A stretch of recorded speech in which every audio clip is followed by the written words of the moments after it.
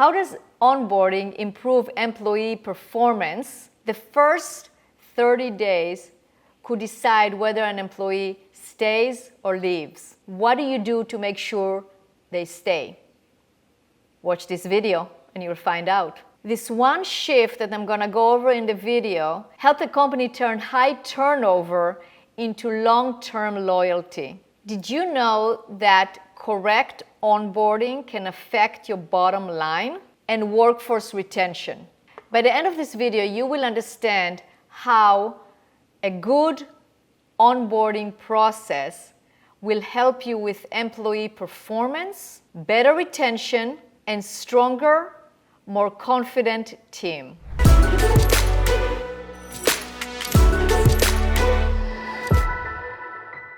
I'm sure you will all agree with me that first impression will shape long-term relationship. First impressions are everything, and the same thing applies to an employee. You hired an employee, let's say you have a good or even amazing hiring process. You did all the screening, you used the performance, you used different assessments, you had interview after interview with great questions, and the employee was like, yes, I want to work for your company. And now they show up the first day, and then what? The first impression really happens then. When they open the door and walk in, or if they're working remotely, and there is another video about working remotely, so subscribe to my channel right here below so you can watch that video. How do you create that first impression? But not only that, how do you create it consistently with each and every new employee that you bring on board? The way that you do it is by thoughtful onboarding process. You have to spend time and attention and build that process. And here are the key components that have to be part of that process. You have to make the employee feel welcome.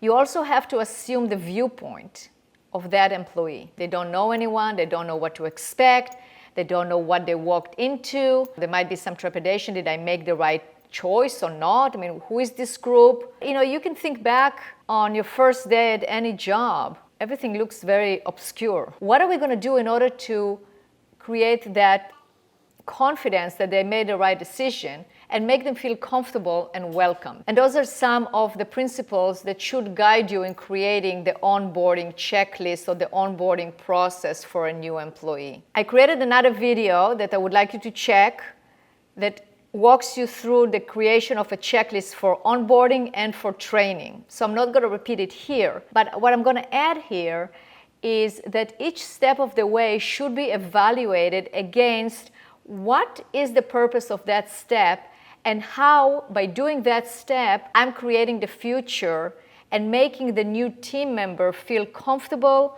feel like they made the right choice, feel like they joined the right group. It has to be purposeful. So that's why recording a video that welcomes the new team member is very important. That is why including a step of taking the new employee to lunch or announcing it in the next break, or if you're working remotely, then everybody gets on a video call and welcomes the new employee. Including a step where the new employee understands their role in the organization in relationship to the entire organization. Include a video that explains your management style and what is expected. Paint the big picture, paint the vision. Paint a goal. Where are we going? Where is the company going to be in 5 years? What's the strategy? Include that new employee in it, because you might know it day in and day out. You remind yourself or you talk to your team, but the new employee has no clue. Think about all the steps that you can create in order to make the new employee part of the team as fast as possible. And that is how you're going to create that welcoming environment and ensure that the new team member is going to make the decision, yeah, I found my home, this is where I want to stay, and I want to continue working here. So don't skip that step. Invest early and reap the results in the future. Onboarding is your first impression, and it's very important to document, but it's not the only documentation that is needed in a company. So watch the next video by subscribing to my channel. The link is right below, and you will learn what else needs to be documented.